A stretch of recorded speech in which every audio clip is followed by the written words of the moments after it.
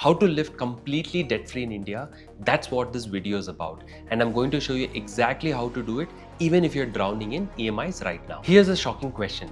How much of your salary is already gone before you even see it? If you're like most Indians, it's probably 50% or more. The RBI just dropped some jaw-dropping numbers.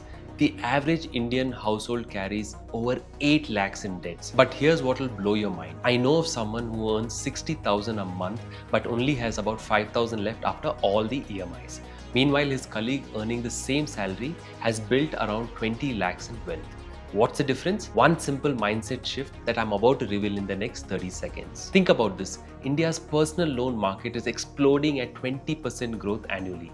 We are becoming a nation addicted to buy now, pay later. But what if I told you there's a completely different way to live? Picture two friends, both earn 70,000 per month. Kanish spends about 40,000 on EMIs every month.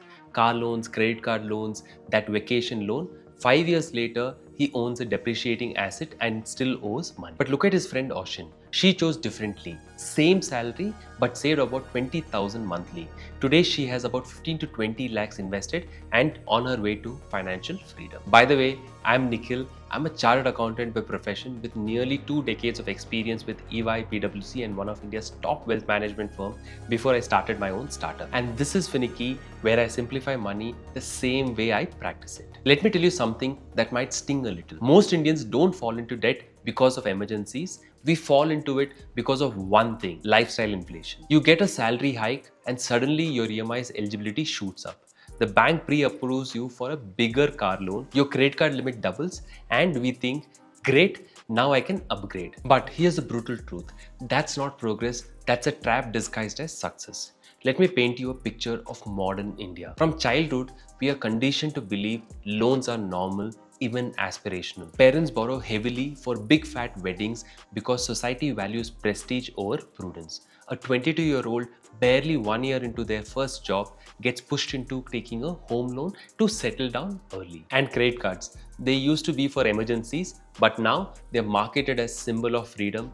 Buy now, pay later has become our national motto. Here's what nobody tells you about India's debt crisis. Yes, salaries have gone up on paper, but have they really kept pace with inflation? The cost of housing, education, healthcare, everything has skyrocketed. Meanwhile, banks, NBFCs, and fintech apps are practically throwing money at you. Pre-approved loans, zero-cost EMIs, instant credit card. It feels harmless at first, but it spirals quickly. And social media makes it even worse. Every scroll tells you to upgrade your phone, travel abroad, dine at fancy places. Debt becomes the shortcut to this artificial lifestyle. But here's the opportunity cost nobody calculates.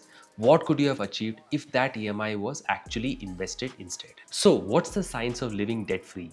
Let me break this down into actionable strategies that actually work. Strategy number 1, master the 50-30-20 rule. This is stupidly simple yet incredibly powerful. For every 100 you earn, 50 goes into needs, rents, groceries, bills, etc. 30 goes towards wants, entertainment, dining out, and so on and so forth. And 20 goes straight to savings and investments.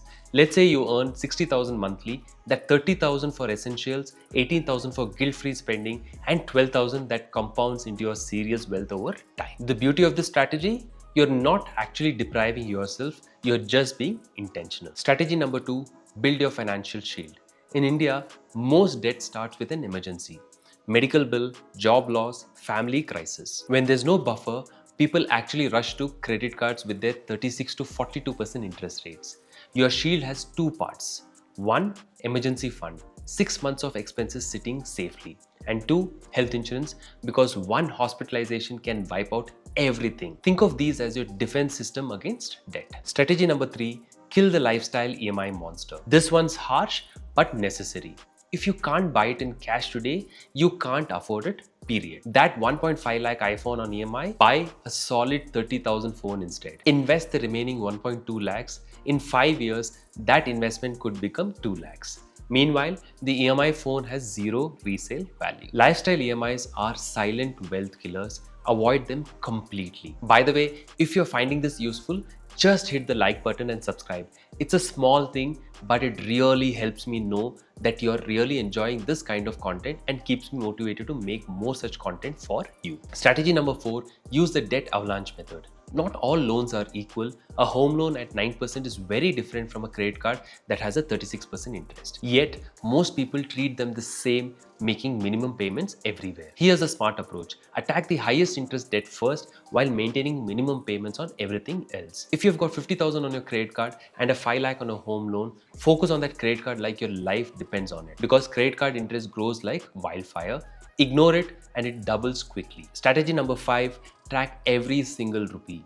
How many times have you said, "Pata hi nahi chala, salary khatam ho gayi"? You can't fix what you don't measure. Start tracking with various apps or even Google Sheet. You might discover you are spending 6,000 monthly just on food delivery.